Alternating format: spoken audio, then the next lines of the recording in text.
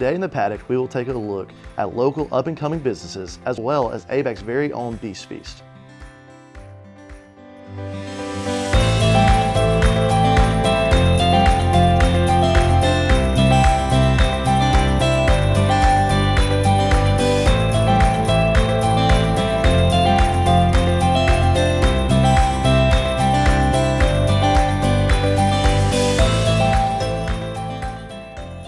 Hello and welcome to the Paddock. I'm Connor Hunt. U.S. soybean producers are increasingly worried about Brazil's growing dominance in global soybean markets. A January 2026 survey from Purdue University found that 80% of farmers are concerned about the competitiveness of U.S. exports compared to Brazil. Brazil surpassed the United States as the world's largest soybean producer in 2018 and continues to expand its market share. Recent research comparing farms in Iowa and Mato Grosso shows major cost differences between the two countries. Brazilian farms spend more on input like fertilizer and crop protection, while U.S. farms face higher overhead costs, especially in land. Production costs in Brazil nearly doubled from 2020 to 2024 due to rising fertilizer prices and supply distributions, while U.S. costs rose more modestly. Despite this, Brazilian farms generally kept stronger profit margins, highlighting the growing competitive pressure on U.S. producers. The ABAC Wildlife Society's Beast Feast was last weekend. Whether you love to hunt or love to eat, our Samantha Shackelford says there was something to be served for you. Beast Feast is a wild game dinner put on by the Wildlife Society every year. For the last 13 years, Beast Feast has been put on by the students. Game is harvested, butchered, and cooked by them. So it's all student-led. I've personally made a couple dishes here for the event tonight. I made 2 things of cowboy casserole. It's deer. The bottom layer is red lobster biscuit mix with taco seasoned deer meat and then a sour cream mayonnaise cheese mixture on top. And then I take the garlic butter from the red lobster biscuits after I bake it and I put it on top. So it's like a kind of a casserole. And then my roommate actually made barbecue hog. This is more than just your average dinner. Featuring raffles, the club uses this event as a way to raise money to attend events off of campus. This is our largest fundraiser that the Wildlife Society has. So this fundraiser allows us to go on different conferences, trips, things like meetings. It allows us to really actually get our members the experiences that they really need to have. I'm here and we do live auctions, we play games. It's a really fun time. Recently, we're having our upcoming conclave. So this conclave is actually where we compete against every school in the Southeast that has a wildlife program. We actually get to do different games and contests. Like there's an orienteering where we actually have to find our way out of the woods. It's really fun. There's a team competition.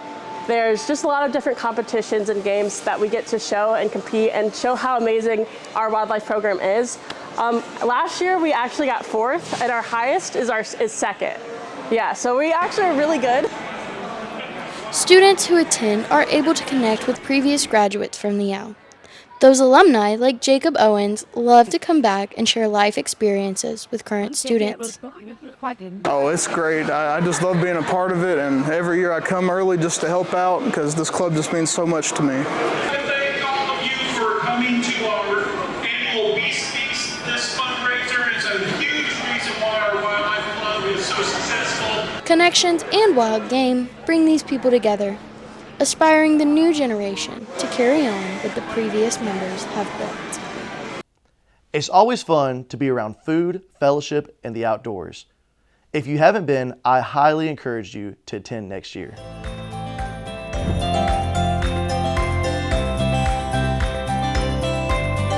I'm Jillian Langley with your Ag Weather Outlook. As we move into March, most of the Southeast is projected to experience above average temperatures.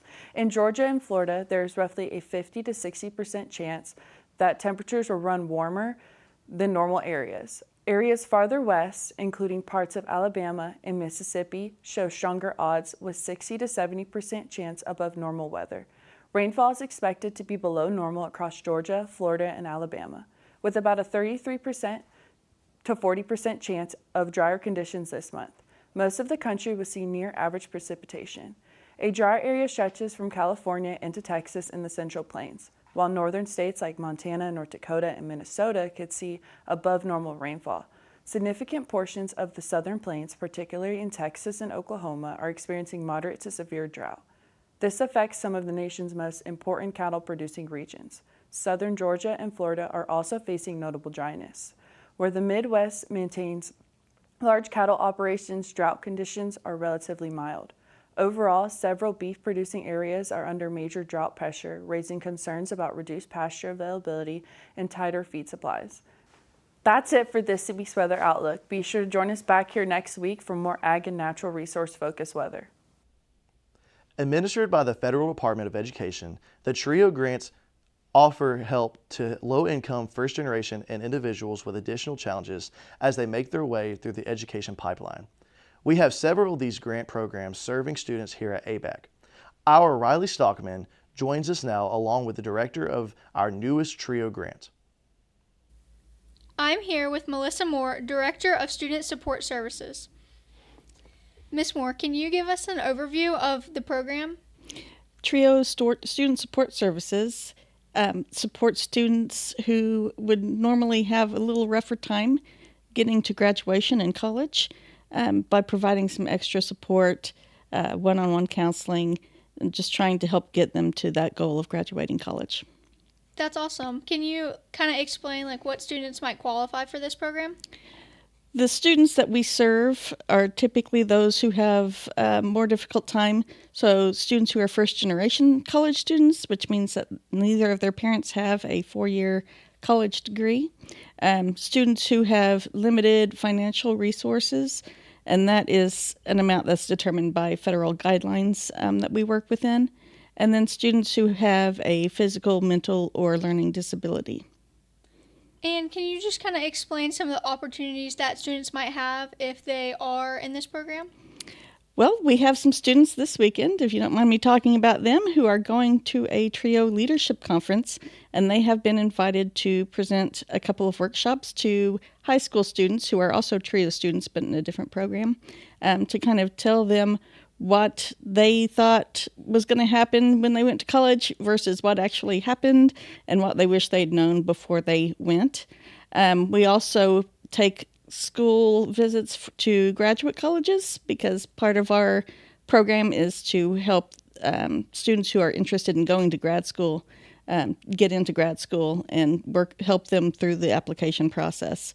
We also take some educational trips. We also have workshops, monthly workshops. So far, we've done a studying and note-taking workshop in collaboration with another department here at ABAC. And coming up in a couple of weeks, we have a budgeting workshop for the students. Melissa Moore, Director of Student Support Services. If you would like to learn more about this program, including how to apply, head over to our social media for a link.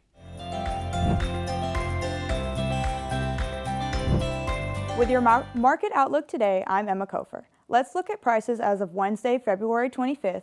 Rumors of China seeking additional soybeans brought some optimism to the trades, with the futures seeing a bit of a rally across the board. The May contract closed up better than 0.8% at $11.65. The news was also encouraging for corn this week as prices generally closed 2 to 3 cents higher across all contracts. The May contract closed up 0.8% at 44.2.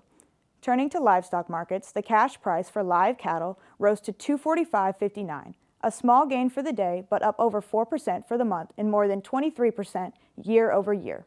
The upward climb for lean hogs has resumed, with the April contract showing 40-cent increase to 96.20 and almost 9% increase over the past month. For citrus growers, orange juice futures for the July contract rose $2.95 on Wednesday, hitting $178.45. Up for the day, but still down nearly 20% over the last month and down more than 40% when compared to prices a year ago. And that is your market outlook for this week. Be sure to join us again next week for the latest in prices and trends.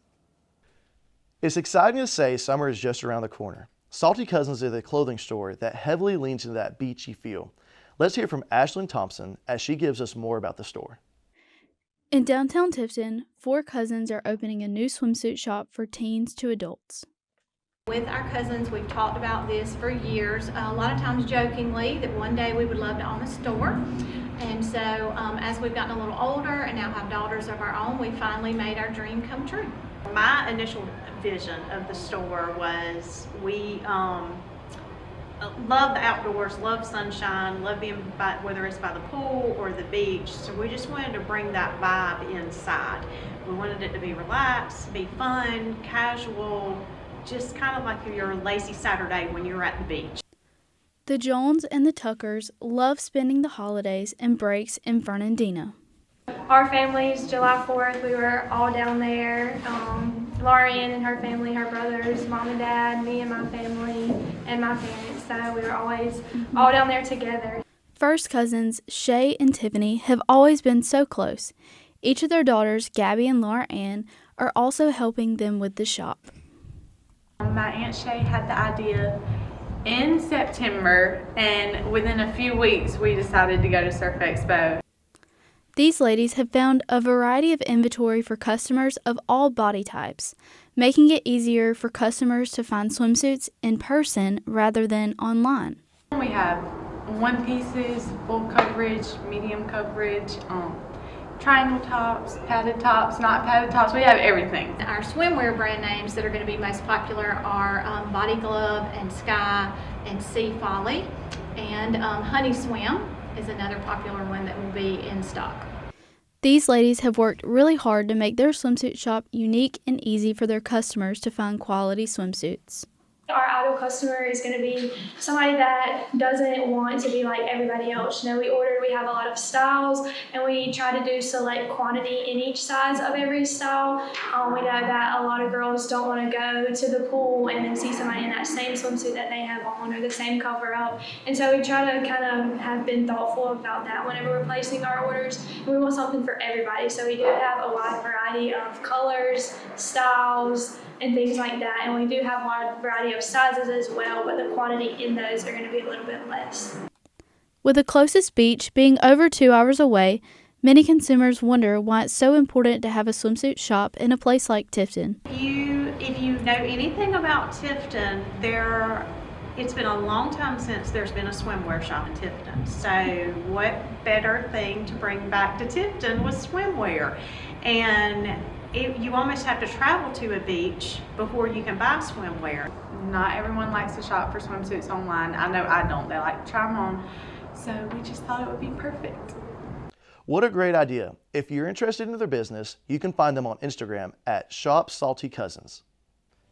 That wraps us up for today. Join us back here next week for more Ag and ABAC news. From all of us here at the Paddock, I'm Connor Hunt. Have a great weekend and gee haul, y'all.